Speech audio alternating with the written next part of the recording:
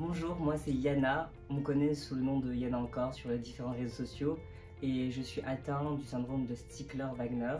Je suis âgé de 23 ans et je suis en études de droit et créateur de contenu. J'ai été diagnostiqué à l'âge de 12 ans parce que ma myopie commençait à être de plus en plus forte et on s'est très vite rendu compte que j'étais atteint du syndrome de Stickler.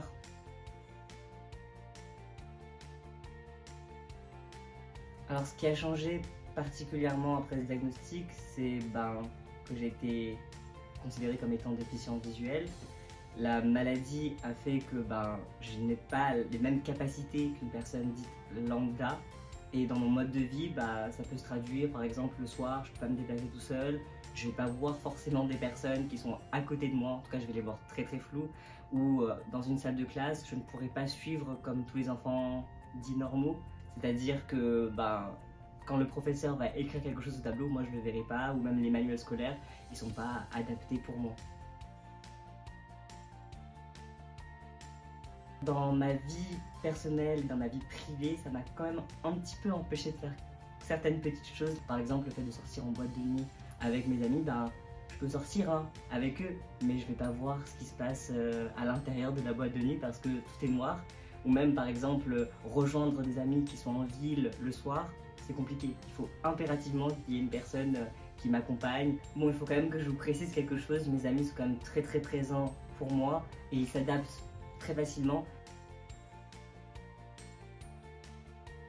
Il faut savoir que je fais plein de choses dans la société, que ce soit dans un milieu associatif ou au sein de ma scolarité, tout simplement parce que j'ai un besoin, c'est le besoin de m'exprimer en tant que personne en situation de handicap et de montrer que je suis tout aussi capable qu'une personne dite lambda. J'ai plein de centres d'intérêt. Alors déjà, je suis très présent sur différents réseaux sociaux comme par exemple TikTok ou Instagram où je suis créateur de contenu.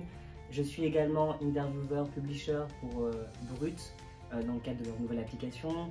J'adore tout ce qui est mode, shooting photo, c'est des choses qui me passionnent et je veux vraiment montrer que ce n'est pas parce que je suis déficient visuel que je ne vais pas forcément voir comment je m'habille.